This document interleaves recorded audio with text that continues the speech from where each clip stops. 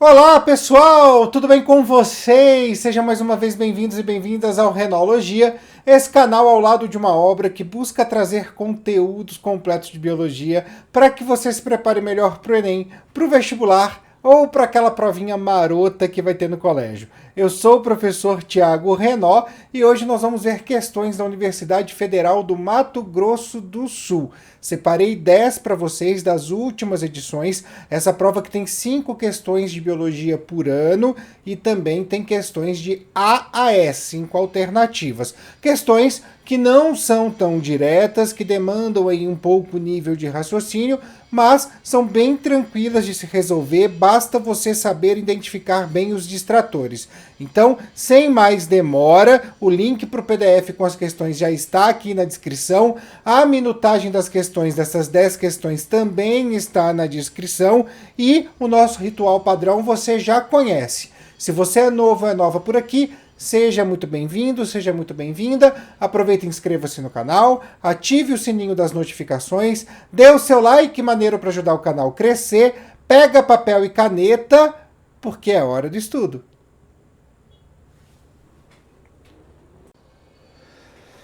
Então vamos lá, pessoal. A nossa primeira questão é da edição de 2018.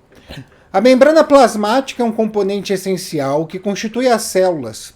Desempenha funções importantes como revestimento e proteção, sendo uma barreira auxiliando na sinalização celular ao dar suporte físico para a interação entre diversas moléculas que nelas se encontram, como hormônios, neurotransmissores e fatores de crescimento provenientes do meio extracelular, além de participar dos processos de endocitose e de exocitose. É um resumão bom da membrana plasmática.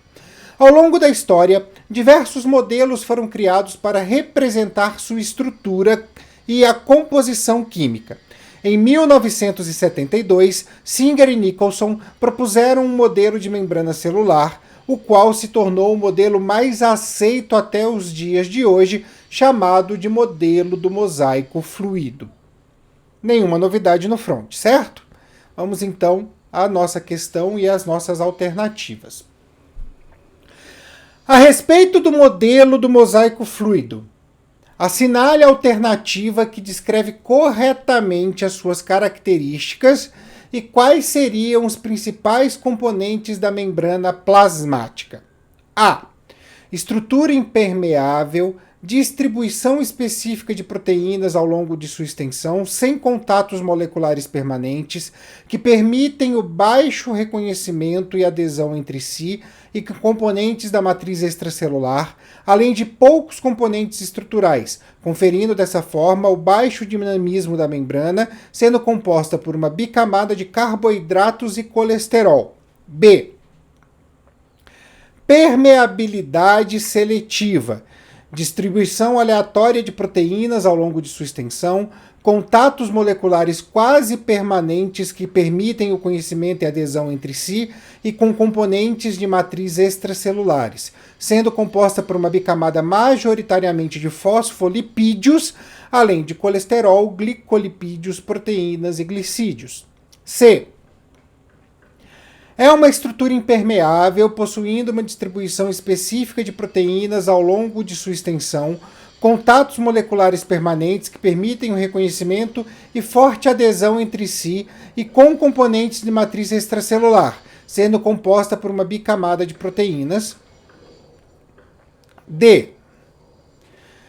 Estrutura com permeabilidade seletiva, possuindo uma distribuição específica de proteínas ao longo de sua extensão, sem contatos moleculares permanentes, que permitem o baixo reconhecimento e adesão entre si e com componentes de matriz extracelular. É composta por uma única camada majoritariamente de fosfolipídios e glicoproteínas. E.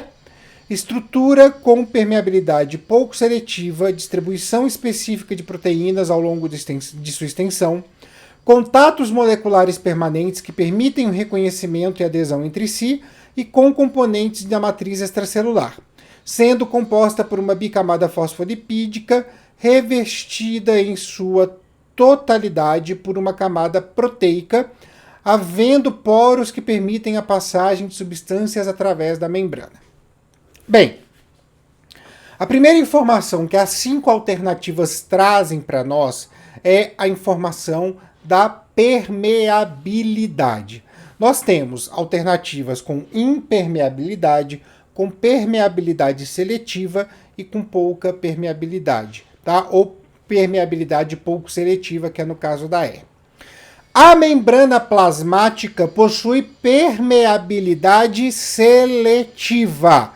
Dessa maneira, nós já vamos aqui automaticamente, deixa eu botar até meu lapisinho aqui, automaticamente excluir a E, excluir a C e excluir a A. Então ficamos entre a B e entre a D, porque ambas trazem a permeabilidade seletiva. Agora vamos dar uma olhadinha nesse modelo do mosaico fluido, na figura que eles trazem para a gente. Eu estou olhando para o lado toda hora, porque agora eu estou com 2 monitores, fica até melhor para poder gravar, mas aí eu dou essas olhadas para o lado para ver como está aparecendo no vídeo. Bem, o que a gente vai perceber aqui é o seguinte, nós temos as proteínas aqui e temos aqui os fosfolipídios. Fosfolipídios estão presentes tanto na B, tá aqui ó, fosfolipídios, tá vendo? Quanto na D. Também está aqui fosfolipídios. Porém, a D traz uma camada simples e a B traz uma camada dupla. E o que a gente pode observar é que nós temos aqui uma camada dupla, no qual a porção hidrofílica é voltada para o meio, tanto externo quanto interno, e a porção hidrofóbica é voltada para dentro, formando inclusive essa divisão do meio interno para o externo. Então, obviamente, se nós temos uma camada dupla, e aqui a gente fala de uma bicamada, né, uma camada dupla, majoritariamente de fosfolipídios, a nossa resposta correta é a B. Vamos então para a próxima.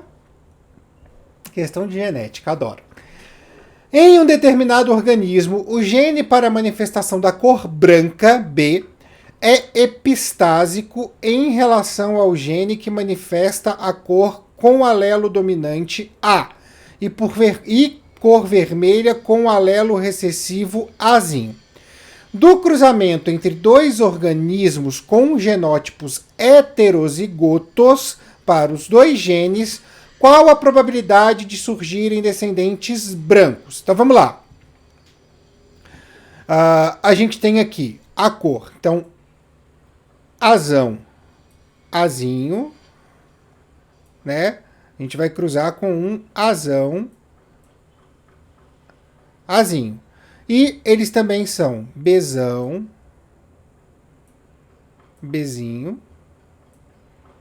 e Bzão, Bzinho. Certo? Bem, em um determinado organismo, o gene para a manifestação da cor branca, Bzão, é epistásico em relação ao gene que manifesta a cor azul com alelo dominante azão e cor vermelha com recessivo azinho. Então, quando eu falo que eu tenho Bzão, eu tenho epistasia do azão e aí eu gero a cor branca, eu tenho, nesse caso, 2 indivíduos brancos. Por quê? Porque eles têm o Bzão. Beleza? Bem, vamos lá. O que eu preciso saber aqui?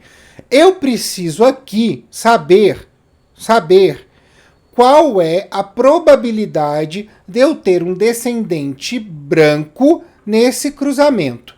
E aí tem uma coisa muito interessante nessa questão, que para eu ter um descendente branco, eu tenho que ter Bzão, independente do azão e do azinho. Por quê? Porque se eu tiver Bzão, eu vou agir de maneira epistásica no azão, ou seja, eu vou inibir o gene A, seja azão, seja azinho. Então eu posso excluir aqui essa condição. Por quê? Porque a minha característica está sendo questionada pelo gene Bzão, ou seja, por aquilo que é epistásico ao par de alelos A. Então eu vou fazer um cruzamento que é Bzão, Bzinho. Deixa eu fazer aqui o quadrinho de punê. Tô fazendo com o mouse, por isso que sai feio assim. Bzão, Bzinho, certo? Aqui vai dar Bzão, Bzão, que é branco. Aqui, Bzão, Bzinho, que é branco. Aqui, Bzão, Bzinho, que é branco. E aqui, Bzinho, Bzinho. Parece a Xuxa com problema de fono. Bezinho, bezinho, tchau, tchau. Não, então, bezinho, bezinho, que vai ser a cor que o genes As, né, que o par de alelos A vai decidir. Ou seja, 3/4 de probabilidade de eu ter, então, um descendente com a cor branca. 3/4, tá aqui, ó. Alternativa B. Você poderia até fazer o quadro de Punnett completo, fazendo com os dois pares, os gametas levando em consideração o GNA. Mas é perda de tempo no momento em que eu tenho a característica que eu estou pesquisando como uma característica epistásica ao par de alelos A. Então, não vai valer a pena. Beleza? Questão número 3. Deixa eu ver que está aqui no quadro. Tá. Sobre o esquema a seguir e seus conhecimentos a respeito da circulação dos vertebrados, é correto afirmar. Então eu tenho aqui um modelo dos corações, desde os peixes até os mamíferos. A. O peixe tem coração bicavitário com circulação dupla e completa. Gente, olha só. Olha o coraçãozinho do peixe. Tem circulação dupla aqui? Tem circulação, eu tenho sangue venoso de um lado, sangue arterial do outro. Eu não tenho nem a diferenciação de sangue arterial para venoso aqui, então não é a. B. Nos anfíbios, o sangue arterial não se mistura com o venoso. Mentira, olha só, cadê a separação aqui? Um septo que separe lado esquerdo e lado direito do coração. Eu tenho sim essa mistura, tá errado. C. Os répteis têm circulação dupla, mostra aqui circulação dupla, eu tenho dois lados, certo? E incompleta, eu tenho essa mistura, eu não tenho, né, o fechamento correto. Então é isso mesmo, C. D. O coração das aves é tricavitário e a circulação é completa. Completa ela é, mas tricavitário não, eu tenho 4 cavidades. Então não é. Nos mamíferos, a crosta aórtica é voltada para o lado direito. Não, gente, a aorta fica do lado esquerdo. Do lado esquerdo eu tenho, do coração, passa o sangue arterial. Do lado direito, venoso. A aorta impulsiona o sangue arterial para todo o organismo. Então, não fica do lado direito, fica do lado esquerdo. Beleza? Facinho essa, tá? Alternativa C. Questão número 4, também do ano de 2018. A barreira natural formada pela camada de ozônio contra os raios ultravioleta é fundamental para a manutenção da vida na Terra. O excesso desse tipo de radiação é nocivo, pois está relacionado à indução de A. Mutações que são alterações no material genético, podendo desencadear câncer de pele em seres humanos. Translocações, a B, que são trocas de partes do material genético, podendo desencadear malformação congênita. C. Combinação gênica, que são recombinação gênica, que são recombinações do material genético, podendo desencadear vários tipos de câncer em seres humanos. D. Síntese proteica, que corresponde à produção excessiva de proteínas pelo DNA recombinante. E. Deleções, que correspondem à perda de partes do material genético, podendo desencadear câncer de mama.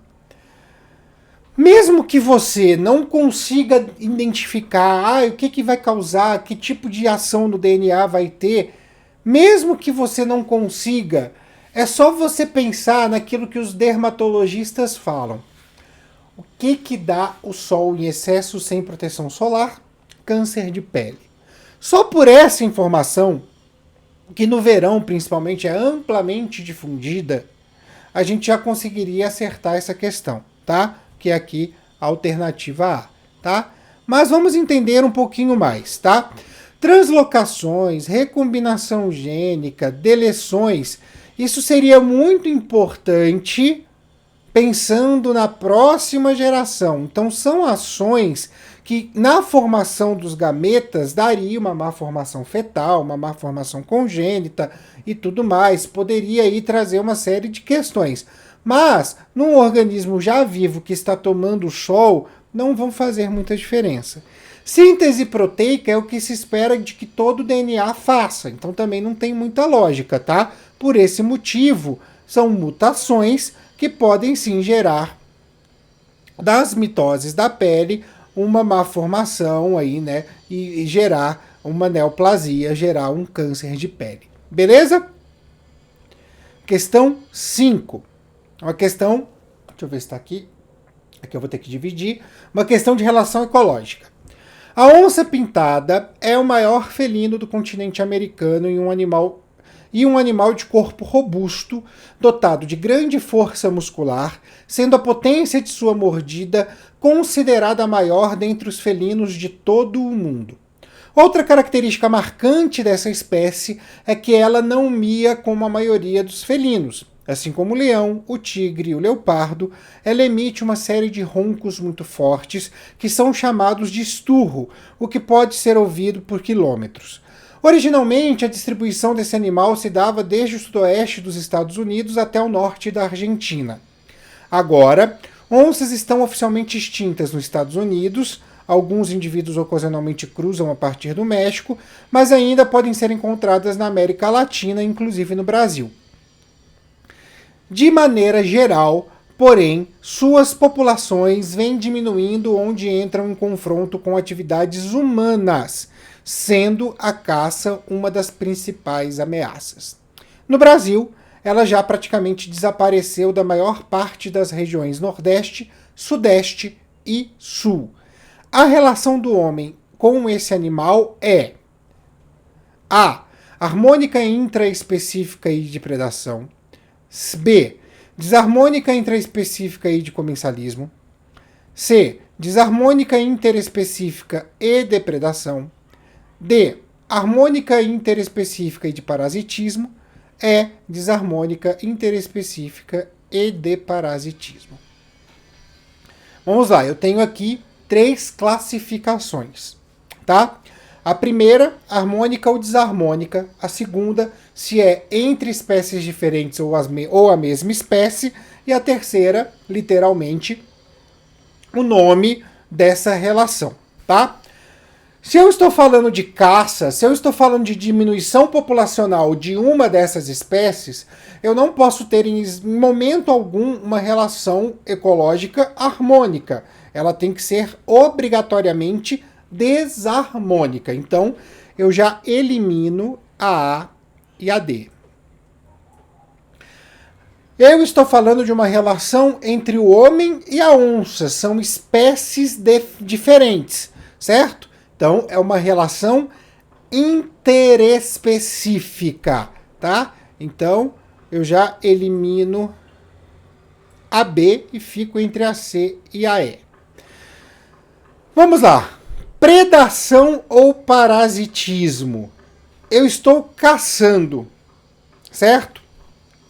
Quando eu caço, e muitas vezes, pelo menos a biologia enxerga dessa maneira, que a caça é para a alimentação, eu estou falando de presa e predador, não de parasita, tá? O parasita, ele muitas vezes habita o organismo, né? A gente está falando do parasita habitando o organismo do hospedeiro. E nesse caso, eu não estou habitando o organismo da onça, eu estou matando. No caso da caça, é só matar para matar, né? Para pegar a pele e tal. Eu sou radicalmente contra a caça, então não posso nem discorrer muito aqui, porque nada que eu vá falar vai ficar sem posicionamento.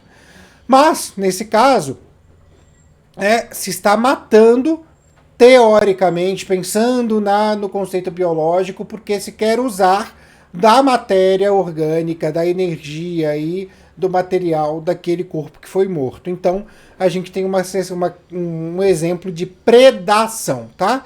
Então, alternativa C. Questão 6. A Terra está mudando rapidamente como consequência de ações humanas. Com a crescente perda e fragmentação de habitats, mudanças de ambiente físico e no clima da Terra e o aumento da população humana, enfrentamos difíceis dilemas na gestão dos recursos do mundo. Precisamos entender as interconexões da biosfera se nos propusermos a proteger espécies em extinção e melhorar a qualidade de vida humana. Para essa finalidade, muitos países, sociedades científicas e outros grupos têm adotado o conceito de desenvolvimento sustentável. Assinale a alternativa que indique corretamente práticas adequadas para o desenvolvimento sustentável. A. Consumo elevado, fontes de energia renováveis e inseticidas. B. Utilização consciente dos recursos naturais, uso de agrotóxicos e assoreamento. C. Evitar desperdícios e excessos, criação de unidades de conservação e repovoamento. D. Reciclagem, mudança ou diminuição dos padrões de consumo e reflorestamento. E.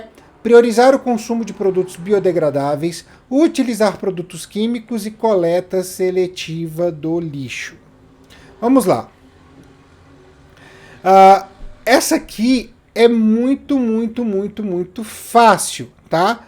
Muito fácil. A gente elimina a, obviamente, porque consumo elevado já mata por aí, né? Inseticidas já mata a alternativa por aí. Na B, utilização consciente de recursos naturais. Tudo bem, mas uso de agrotóxicos e assoreamento não tem jeito. Na E, priorizar o consumo de produtos biodegradáveis. Ok, mas utilizar produtos químicos. Ficamos aqui entre a C e a D. Por quê? Evitar desperdícios e excessos, criação de unidades de conservação e repovoamento.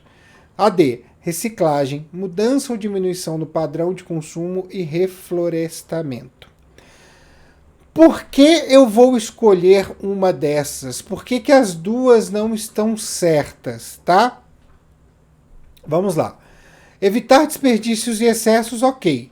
Criação de unidades de conservação, ok. Repovoamento. Se eu estou repovoando, não significa que eu estou conservando. Eu só estou colocando de volta espécies, tá? Mas eu mantenho, de uma certa maneira, a degradação daquele ambiente. Olha só como é um detalhe mínimo que a gente tem na C para invalidá-la, tá? Diferente da D, que reciclagem ok, mudança ou diminuição dos padrões de consumo ok, até a reciclagem atua nisso também, e reflorestamento. Por quê? Se eu estou reflorestando, posso até falar que é um repovoamento vegetal? Posso, mas com o reflorestamento eu atraio espécies animais, eu conservo, eu aumento a área cuidada frente à área degradada, então eu tenho uma outra condição, beleza? Por isso, a alternativa D.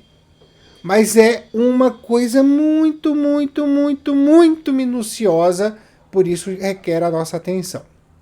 Questão 7. Uma questão sobre o vírus HIV. Em relação à doença conhecida no Brasil por AIDS, causada pelo vírus HIV, é correto afirmar que o vírus HIV pode ser transmitido por relações sexuais sem uso de preservativo, contato com suor, lágrimas e outras secreções do corpo? Não, gente, suor e lágrima não passa. Não passa HIV, tá errado. B. Durante a gestação, a mãe diagnosticada como soropositiva para HIV não pode fazer uso de medicamentos retrovirais, pois estes podem causar malformação no embrião ou feto. Não, está errado. Não tem nenhuma relação com uma formação fetal. C. Nos próximos anos, teremos vacinas anti-HIV com alta taxa de eficácia, tendo em vista que o vírus apresenta uma pequena taxa de mutação. Gente, a gente está há mais de 20 anos tentando essa vacina e o vírus muta demais. Está completamente errado. D. Usualmente, o HIV não apresenta sintomas de sua presença logo que se instala no organismo, podendo permanecer assintomático por cerca de 10 anos, período durante o qual não ocorre transmissão do vírus. Essa taxa, essa janela imunológica enorme no HIV, ela pode ser real sim, né? Por cerca de 10 anos. Tá ok. Mas a transmissão acontece, tá? Então tá errada por conta disso. A pessoa que é soropositiva, ela transmite mesmo que ela não tenha sintomas. Essa síndrome se caracteriza por um conjunto de infecções oportunistas. É óbvio que é a época que a gente já eliminou as outras 4, né? Mas vamos lá. Essa síndrome se caracteriza por um conjunto de infecções oportunistas que surgem devido à queda da imunidade, imunodeficiência adquirida, né? Ocasionada principalmente pela redução do número de linfócitos T auxiliadores, eu costumo chamar de auxiliares, mas está certo, auxiliadores, que são destruídos pelo HIV. Então, os linfócitos T eles teriam que atuar na resposta imunológica, eles estão infectados pelos vírus, eles são destruídos, a quantidade dessas células também diminui no organismo, a gente tem então uma deficiência da nossa resposta imunológica, e aí é óbvio que as infecções oportunistas aproveitam e entram e fazem a festa. Tá? É exatamente isso, a alternativa é. Questão 8, essa é bem facinho. O núcleo de células eucarióticas possui ácido desoxirribonucleico e ácido ribonucleico. Na síntese de proteínas que ocorre no citoplasma, separou, tem uma duplicação aqui de citoplasma.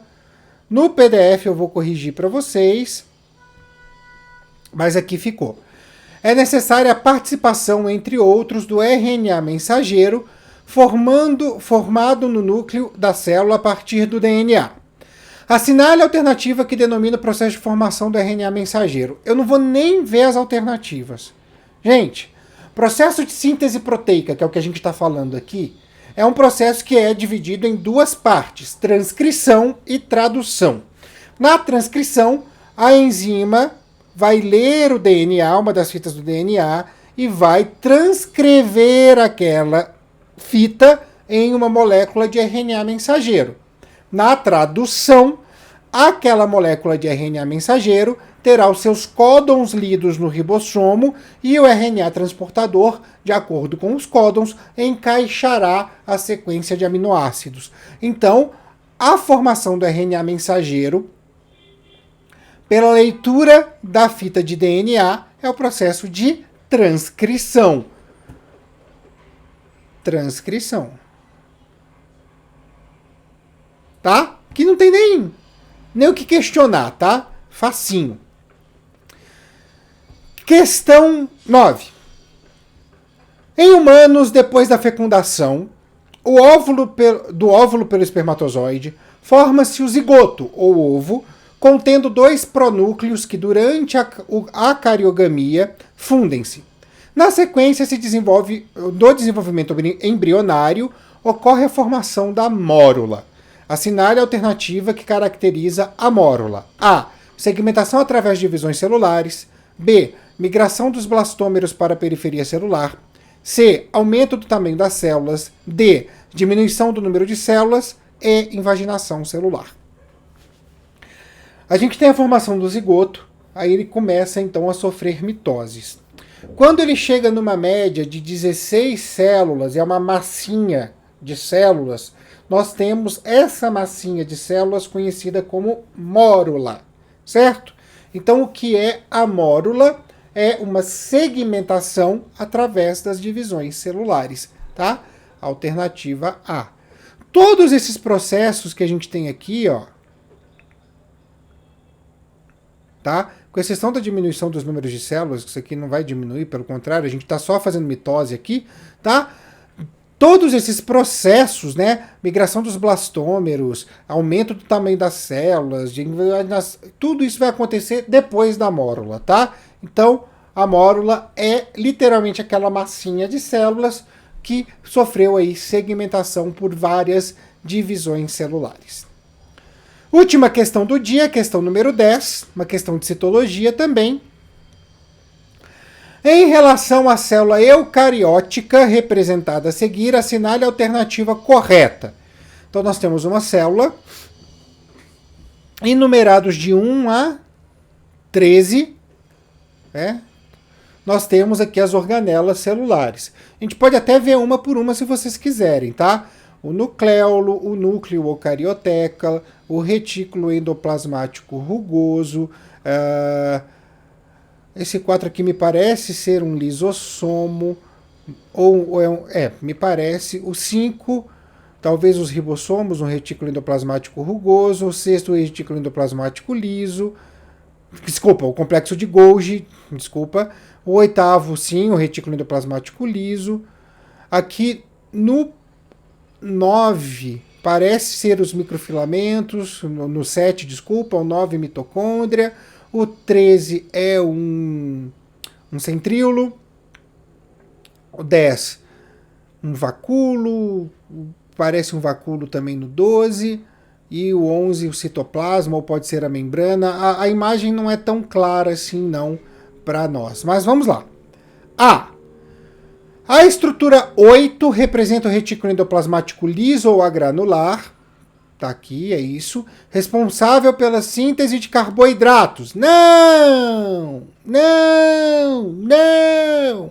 Não, ele sintetiza mais, na verdade, esteroides, tá? Então, tá errada.